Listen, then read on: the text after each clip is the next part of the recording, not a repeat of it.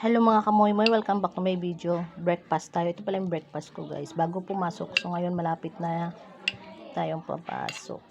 Kain muna tayo. Kasi hanggang gabi ang duty natin. Siyempre, hindi nakalimutan yung ating katas. Minsan na lang pala tayo sa kape guys. Kasi may nararamdaman na tayo. So, luto ng anak ko.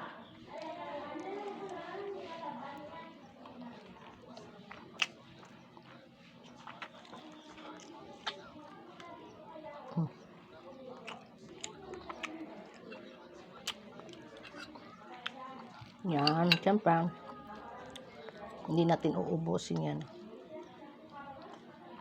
Siyempre pag nagustuhan, ubusin na lang natin yan. Lalo na yan sinangag, mahilig pala ako sa sinangag. Tsaka pagkatapos natin yung kumain, hindi kalimutan natin yung vitamins.